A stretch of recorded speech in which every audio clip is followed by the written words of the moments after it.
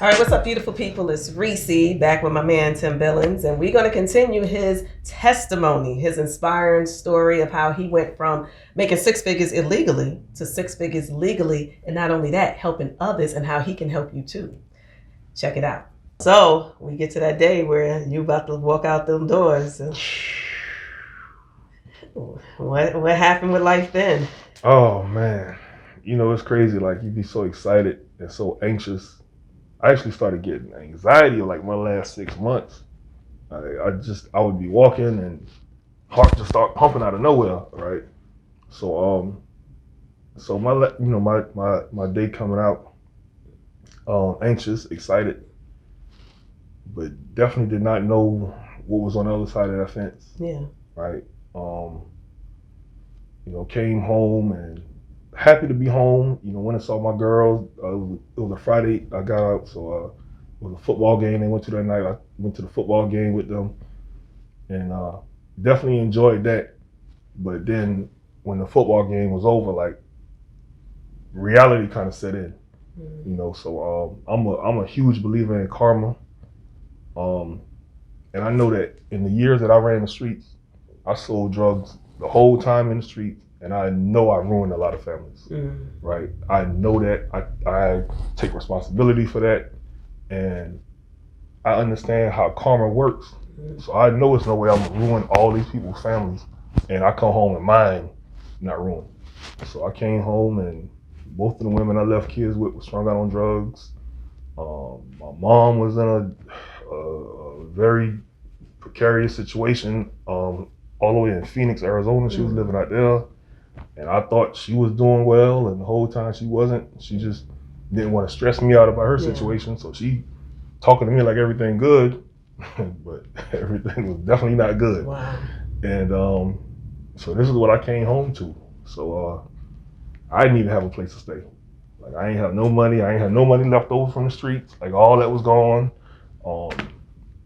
No place to stay. Like no car, nothing. And 2 women struggling on drugs that I got kids with. So, I had to figure it out. So. And things just worked out where you was able to figure it out and get to life on track. Yeah, I had this female I had been friends with for a long time, and we had always talked about being together. But with her being down here, and I moved to Columbia at 15, so we stayed friends. We've been friends since we were 12 years old. Okay. And we stayed friends throughout the years, even throughout the prison bid. So I always kept a cell phone, wasn't supposed to, but I always kept a cell phone. And I would stay in contact with her, because like I said, we were good friends. Never were more than friends before that. And I spoke to her. I've probably been home 2 or 3 weeks, because I tried to stay with like my kids' aunts and their grandmother, just bounce. Because I did so much for people before I went in. Okay. That when I came home, they were like, "Come tell me you can come stay here. Come stay here until you get on." But I'm there, and I'm, these girls got kids, and so I just feel like I'm in the way. You know what I mean? So I spoke to my female friend, and I'm telling her the situation, and she was like, "Just come down here." And she was in St. Stephen, and I came down here. Okay. So now, how did you finally get into the real estate thing? Oh man. How did that work out? I mean, I know you said that you learned that you didn't need money or anything like that, but how did you take that leap to go and say, I'm gonna do this? Well, it took me about 5 months after coming home, because I had to get it together. You know what I mean? So I was selling sneakers, like trying to bring some money in some type of way. So I'm selling sneakers, just I'm barely making it with that. And I'm still reading the books. Right, because to this day I still read about 40 books a year.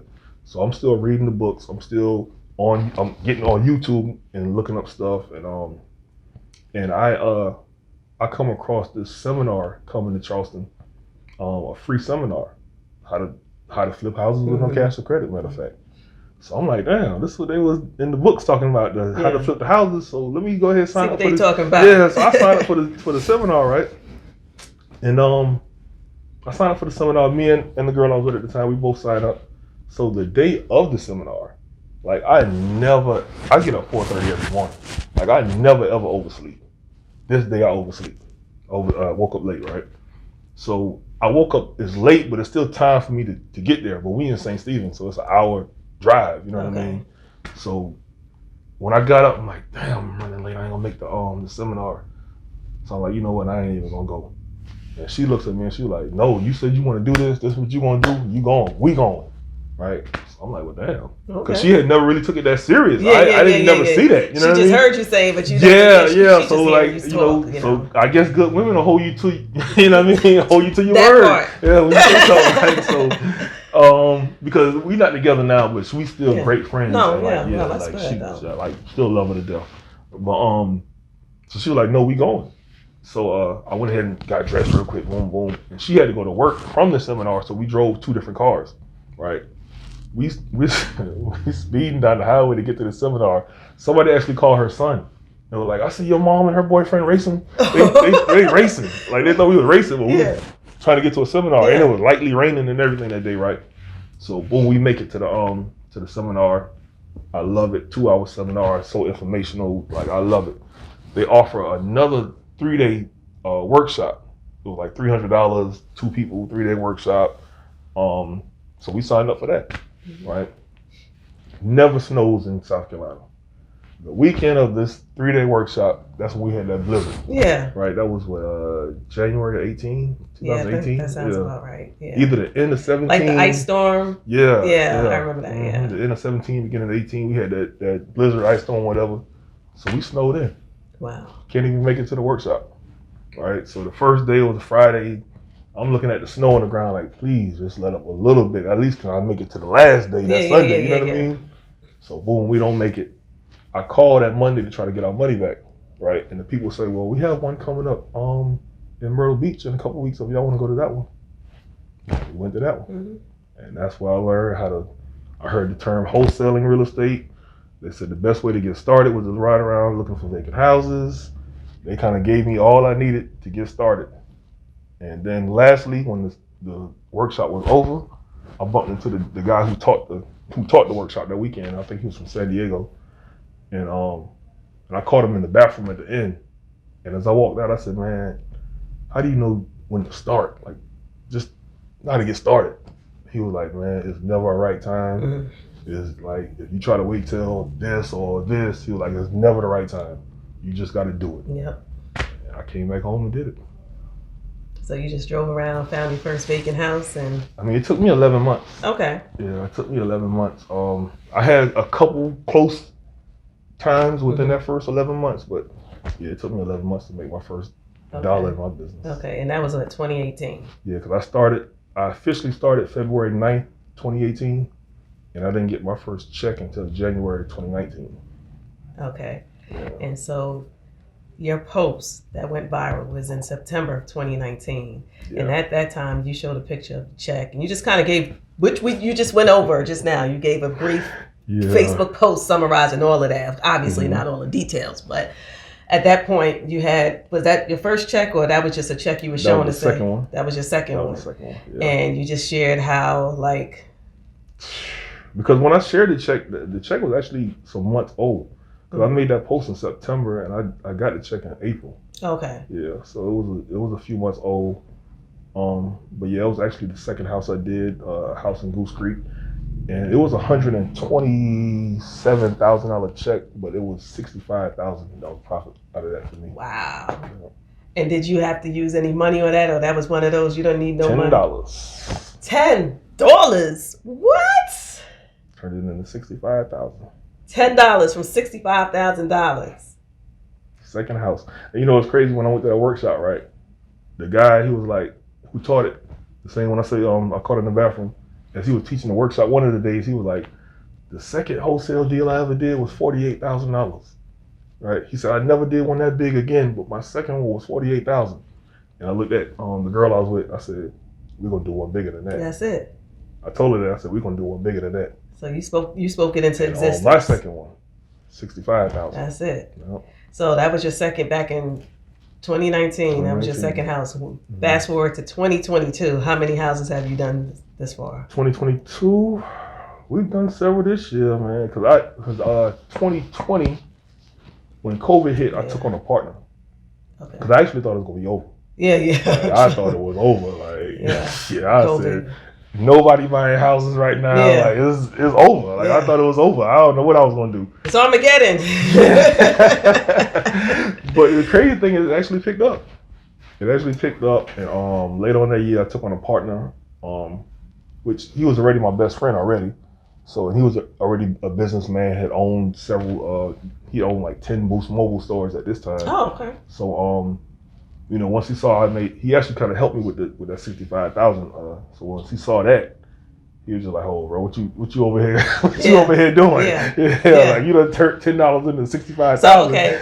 Yeah. So we're talking about $10 into 65,000. So by the time you got the house for the $10, and the time the flipping and the $65,000 profit, what time span was that? Well, was that like it took a couple of months because I had a racist attorney I was dealing with.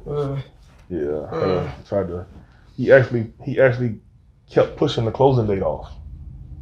Yeah, like he knew I was gonna make a lot of money off that. Yeah, and the lady who I was buying the house from, it was an older white woman, and he must have thought I was getting over on her, right? Not knowing that she gave me the price she wanted for the house. Yeah, okay. Right, the house was worth 200 or something thousand, 200,000. When I called this lady, she said she wanted 60,000 for the house.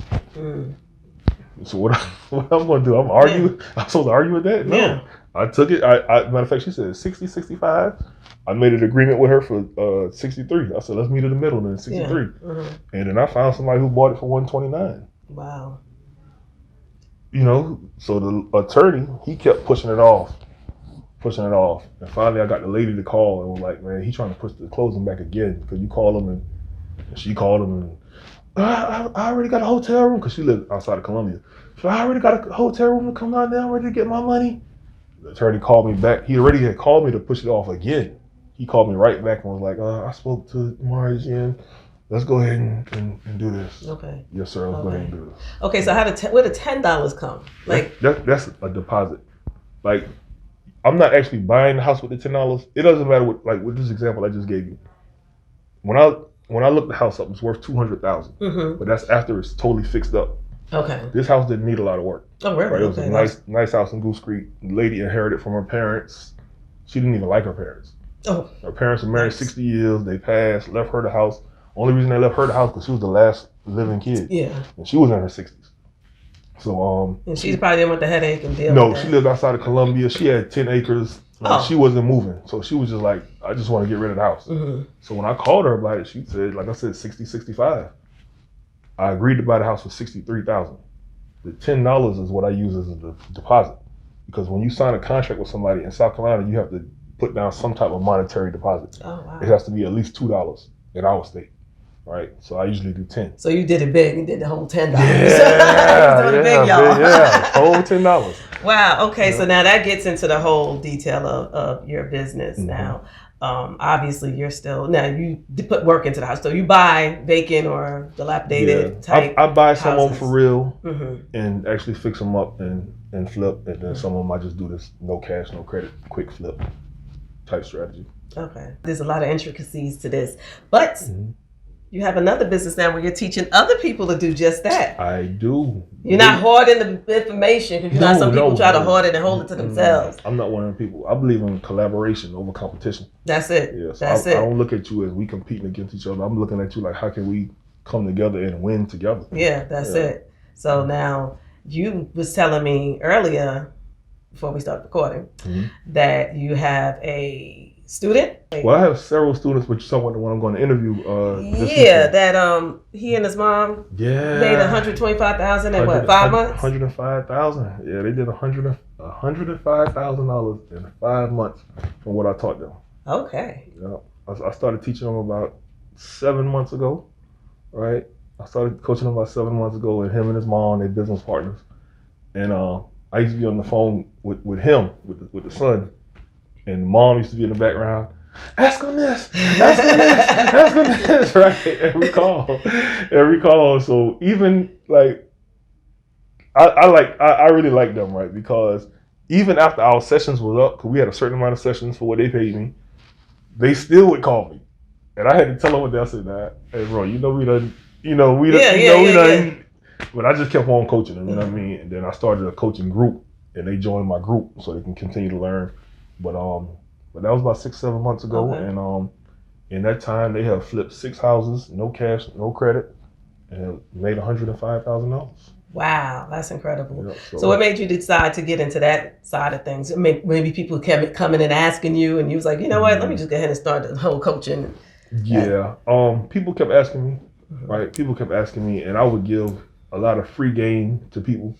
But one thing I noticed about the difference between giving people game and charging them, when you charge them, they really do it. Yeah, because Yeah, so that's why I don't do it for free no more. Yeah. Because when I'm giving you the game for free, you don't take the information. Uh-huh. But if I charge you a few $1,000s, you gonna do what I'm telling you to do. Interesting, but hey, yeah, whatever works. Yeah, you gonna do what because now you invested in something, right? You know what I mean? And that means you're serious if you're investing your money into. The Bible says the heart follows the pocketbook. Okay. You see what I'm saying? So where you put your money at, your focus is gonna be there. Yeah, because you know what, you ain't got no money to be throwing out and not getting nothing back in return. Absolutely. Or at least trying to get something back in return. Right. Okay. So I was answering questions, giving away free game, and then I have a guy I grew up with from Pineville. He started coming to me asking me questions, and this was around the time COVID had first hit, and he was off from his job, but they were still paying him. Okay, right? yeah. So what can I do in the meantime while I'm not doing anything? So I taught him what to do, look for the vacant houses, how to do it or whatever, and he would call, ask me a bunch of questions. So one day he asked me to come to the house. He came to my house. I know him from when we was kids together, so I let him come to my house. We sit down. I could show him my computer, show him everything. Mm-hmm. A week later, he comes back again. Do it again. Break it. All this for free, right? So he goes out. He starts looking for houses. It takes him 60 days, and he makes $5,000. Wow. Right. The next week he does another one and makes another $5,000. So at this time point, I'm like, damn. Yeah. I need to start. Because he let me post, he don't like for me to post him or talk about him. So he did let me post him one of those times. And that's when a whole lot of people started asking me about it. Yeah. Right? So then he went on again the next 2 weeks later to do another one and make $15,000. So his first 90 days of me coaching him, he made $25,000. Wow. Right? He also went on to make 100 or something thousand within 11 months, quit his job, and now he's doing it full time. Wow, that is amazing. So I actually got 2 6-figure students who have done 6 figures in less than a year. But that's what made me start teaching it. Once I saw what he did, that 25,000 in those 3 months, I said, "Shit, I'm not want to start." Yeah. I'm always start teaching other people that. That's it. So, if somebody is watching and they want to be taught and be a part of your coaching classes, share that information. Yeah, Billionaire Minds Academy. You know, I'm 10 billion, so I just named it Billionaire Minds Academy. I had a little issue with the domain, the www. Because I guess they were saying I'm teaching people to be billionaires, and they don't like that. So I changed the domain to it's www.abundantminds academy. But once you get in there, it's still Billionaire Minds Academy. But you can come check it out. You can check out my Facebook page, 10 Billion. The link's on there to join. And my YouTube channel, I should have something on there for you to join. The website you can join. So just come join. I do one-on-one coaching, and I do a group coaching as well, where I charge people $97 a month. So it's $97 a month for you to come learn. And how long is the course? As long as you want to stay. Oh, okay. Yeah, I do 3 Zoom classes every month, and I just get in there and answer everybody questions. You know, like I'll make a post a couple of days before class. Like I'm having class tomorrow night at 7. So I'll make a post like class Thursday at 7, any particular things I need me to go over, talk about, and I'll get on there and I just, help them out. Okay. Now, if they want to do the one-on-one, it's a little bit more. Yeah, obviously. Yeah, got to DM me and we talk about all that. Yeah. But yeah, to join the group is just $97 a month. All right. Well, all this information will be in the description below and on the website, reecg.com, which will be on the screen. And you just go there and click the links and have direct access to Tim Billings, that billionaire mindset. Yes. The journey was amazing. Yeah. And and that's what I'm trying to teach people. That's why I named it that, because I'm teaching them how to flip the houses with no cash or credit. But the thing I'm really trying to impart on people is the mindset, right? Because you have to be a millionaire or billionaire in the mindset first before the account. Yeah. You know what I mean? And it can't be the other way around. Yeah. Like if you get the money first before you get the mindset, then you are definitely going to lose the money. Yeah. Like I heard a quote. I think it's Jim Rohn that said, "If you get $1 million, you better become a millionaire so you can keep the money." That's it. You know what I mean? Yeah. So because people think with millions of dollars you're a millionaire. You are not a millionaire. You just have millions of dollars. You know what I mean? Yeah. The millionaire is here. Yeah. You know what I mean? So that's why you can see some millionaires lose it all. That's what I was going to say. And get it right back. Yeah. But then you see some people, like most lottery winners, go broke. Yeah. Because they never developed the millionaire mindset. That's it. 80% of athletes are broke within 3 years of retiring. That's a mindset thing. Mm-hmm. So that's the main thing I try to teach people in my group. So yeah, I do teach how to flip the houses with no cash or credit. But we also have a book of the month every month because I'm big on reading. And one of my classes is actually just on that. So it's actually 2 classes a month on real estate. And then the third class is just me going over the book of the month. And I give them like a goal setting activity to do because it's really about empowering people's mindset instead of just our pockets. Yeah. Yeah, because you have to have that mindset for it to continue to grow. Absolutely. You got to be, like they say, you got to believe it. You got to see it in order for it to be conceived and to come to fruition. So, yeah. Better believe it. That's wonderful. So the books that they are part of the course are just financial books, obviously, or is it like self-help, self-empowerment type books? Okay. Yeah, a mixture. Mixture of both. Rich Dad Poor Dad, of course, was the first one. Yeah. For the first month I started it, which was last November. I started it, and that was the first book.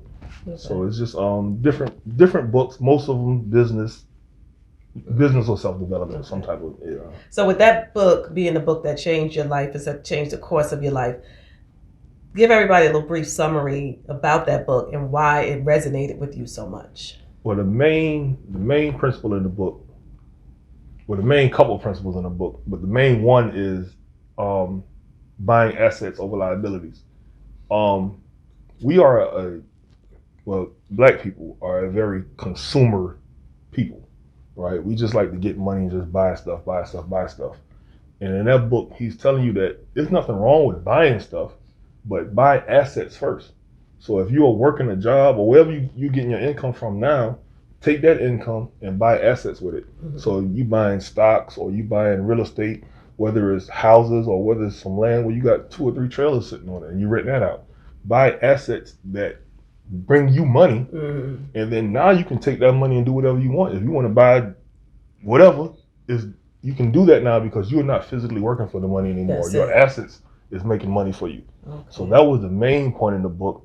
And then another main point I got out of the book was the rich don't work for money. And when I saw that, the rich have their money work for them. That's it. Because there's only 2 ways to make money, right? Either you want to actually put in the work, the labor for it, which I'm allergic to. I'm allergic. I want to be allergic to it too. If I'm going to do it and make me sweat, I ain't doing it. I'm telling you that now. I ain't doing nothing that's going to make me push, pull, lift. Yeah. I'm not doing it. That's not your thing. No, I can. This is my thing. But you found what your thing is. You found what your purpose is. Because, some people think a man, like, you got to be, a real man got to be able to do, like, a real man, like, I'm a thinker. I might not be a hands-on worker. I don't know how to fix nothing. Change the tires, cut grass. I don't know how to do none of that stuff. But I'm a thinker. Yeah. Right? And I pride myself on being that. Yeah. So. Well, I mean, that's what your purpose is. Everybody has a purpose. And you discovered your purpose. It took you on a different journey and a different path. But you ultimately found your purpose. Absolutely. And now you're fulfilling it, but you're also helping other people probably discover their purpose as well in what you're doing. So I commend you, Inspiring a lot of people. Like when I made that post, I had a 12-year-old girl, a 12-year-old white girl, matter of fact. She inboxed me and she was like, my dad is in prison. And she was like, I read your story and I just want my dad to change too. Oh, wow. So I'm gonna order that book. And I'm gonna send it to him, and hopefully he read it and he changed. Wow! Right? And I started to order the book for her, for her dad, and just send it to him. But I thought to myself, I said, you know what? He would probably appreciate that book a whole lot more if he knew his little girl saved up the money to actually buy it for him, than me just buying it for him. That's you know it. What I mean? That's so I never know. I didn't speak to her again. I don't know what happened with it, but hopefully she bought him the book and he read it and and it changed his life. And even if he didn't go on the same course as far as real estate or whatever, but like you said, that book isn't about it. It's just about changing and making a difference. That's you know it. What I mean? That's because me being there now for my girls, like I can actually raise them the right way now. Mm-hmm. You know what I mean? Because the man who I was before, wouldn't have been able to teach them the things that I've been able to teach them now. So. And speaking of your girls, you're a single dad with 3 teenage daughters right out of prison, right? Right out of prison. And how did you manage that? Trying to get your life back on track. And I mean, obviously, you're going to make, as a parent, you're going to do what you got to do to make things happen for your kids. So no matter how you did it, you did it. But I commend you for that as well. Thank you. It was rough. Still rough. Still rough. 3 teenage girls. Yeah, still rough. Because, being gone for 8.5 years it's a disconnect. You know what I mean? And my family was a mess when I came home. All right, we talking about moms on drugs. We talking about moms physically abusing my daughters. So it was a complete mess. So I had to come in almost like over the top. Like they didn't have no discipline. They did what they want. I had one daughter who was trying to be a hot girl, and I had to I had to really come down hard. You know what I mean? And that caused rifts at the beginning. That's what I was gonna say. You know probably pushed her away. It did. You know what I mean? It did, because it's like, you've been gone all these years. You can't just come and tell me what to do. Absolutely, but yes, I can. You know what I mean? And it caused serious issues. It took years to resolve some of this stuff. Some of the anger toward me and me being so focused on work, because the first 2, until I made that post, I didn't really have no money until I got that check. You know what I mean? So it took me almost 2 years of being home before I got that. So for the first 2 years, I couldn't do nothing for them. I couldn't take them nowhere. I couldn't buy school clothes. Like the girl who I was with was buying them school clothes. Oh wow! I couldn't do nothing for 2 years. Right. So being daddy too tough, because we used to having no discipline. Here I come with all this discipline. I can't take you nowhere. I can't buy you nothing. I can't do nothing. So it caused major issues. Wow. But we good now. We all on good terms. I like to joke and say, when me and my girls on good terms, my pockets hate that. You know what I mean? You just said one hit you just earlier. Yeah, just like, I had to cut the money. I already know she wants some money. I already know. Yeah, but I'm sure you're more than happy to do it, to be able to be in a position to do it for them now. I always say, that's just like with my family. Like I got, Biggie Small said a long time ago, more money, more problems. Right? And people think that when you make money, it's like all the problems go away. And it doesn't happen like that. Like you actually get more problems, because now, being that I have some money, I deal with mama problems, grandma problems, auntie problems, daughter. Like everybody in the family calls me when they need 200 here, 300 here. You know what I mean? So I always say that. I always give it to them too. Like I always just give it to them, because I said to myself, I would rather be the one getting asked than the one doing the asking. That's it. You know what I mean? That's it. I just give it to them. That's it. And like the saying goes, you're blessed to be a blessing. Yeah. And the more you bless others, the more you'll be blessed. The Bible says, even if you ain't doing it for that, you don't do it for that. No, you don't do it for that. But that's what the end result happens at times. You know. And the Bible says, to whom much is given, much is required. You better speak that. So I try to remember that at all times and know that it's a like, when you're the boss or the leader or the head of something, right? Everybody wants to be the boss or the leader, because usually that's the person with the most money or the most prestige or something like that. But what people don't realize is, when you're the boss or the leader, you actually are the slave. Like you are actually the slave to the following, to the people who depend on you, who look up to you or whatever. You are the slave to them. Yeah, you know what I mean? It's an interesting way of looking at it. Never thought about that, but it does make a lot of sense. So if you're a boss or a leader and you are not a servant, then you're not going to be a good leader or a good boss, because you have to be willing to put those people's needs kind of almost in front of your needs. You know what I mean? So like I have students that call me all the time. I got to be there for them. Because this is what I signed up for. You know what I mean? So people got to look at it like that. The boss, you might be the one with the most money, but you have to be a servant and be willing to look at yourself as a slave to the people. Like again, I always reference the Bible a lot. In the Bible, when Jesus washed the people's feet. You know what I mean? Because he understood, as the leader, he has to be able to put himself in a servant position and serve the people. So people have to look at it like that too. Well, we got a little service too today. Thank you. Yes. But it was a pleasure speaking with you and hearing your story. Pleasure. hopefully, not hopefully, I know you will continue to go on to absolutely bless others and help others, and hopefully your story, somebody out there will see it and hear it and be inspired and sets them on the path of moving in the direction of getting out of that street life into a real purpose-filled life. Absolutely. So and not just with prison, but what prison taught me is that struggling and hard times are like our biggest blessings. Like we tend to think that blessings are like when you get a new car, or you get some money or something like that. That's cool, but when you go through that hard time, that struggle, and it's making you smarter, wiser, it makes you move more effective, you tighten everything up, become more disciplined. Like that's a blessing. Yeah. So you have that's why a lot of great people started from rock bottom. Yeah, oh, absolutely. You know what I mean? Because rock bottom can be a very, very beautiful place. Yeah. It may not seem like it. It don't never seem like it when you're going through it. Any type of struggle. Prison. When I was in prison, I didn't realize this was going to be the greatest thing ever happened to me. Yeah. But now I thank God every single day that I went to prison. So then that's the question right there. If you had to do it all over again, would you? Absolutely. And you don't have too many people that would say that. I went to prison March 18, 2009. If I could go back to the day before and change, I swear I wouldn't change. Wow.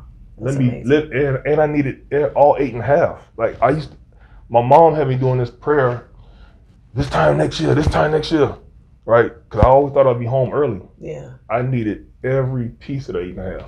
Wow. If things I learned in that last 6 months, that if I would have went home a year early, I wouldn't have learned. Yeah. So I needed all of it. Wow. Yeah. Thank God for all of it.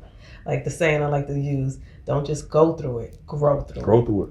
Absolutely. Like I like to say, I'm not a grown man. I'm a growing man. That's it. Because if you're growing, you finish. Yeah, we all growing. Growing. As long as we breathing, we all have opportunity to grow. And do it better, do it different, do it right. Yeah. Well, thank you so much. I enjoyed this conversation. I feel like I need to have you back on and talk about something else. I'm just learning. I got inspired too. But it wasn't just for I didn't want to have you on just to inspire people that have been in the street life or prison or whatever. We all can be inspired from your story. From each other, period. Like you said, the struggle. And people struggle. Your struggle was being in prison and the life you led. Some people are not in prison, but they are imprisoned. You know what I'm saying? In the lives that they're living, whether it's in the relationship they're in with their spouse, or whether it's so many things that people are, and they feel like, I don't know how it can ever happen. I don't have any money. I don't have any opportunity. I don't know. But if you can do it, coming straight from prison after being gone for 8 years, and things have changed in 8 years, especially during the 2000s, the technology. Like you said, when you was first talking, you had a house phone. Obviously cell phones was, but I'm just saying. A lot of stuff I'm still learning. To come out and to, with no money and to do what you did and to do what you're doing now. Like I said, go from making 6 figures illegally, that fast life, that fast money, to 6 figures legally and helping others do it. It's a blessing. It's a blessing. It is. Yes. Yes. All right. Well, thanks again. Well, thank you. I appreciate having you on.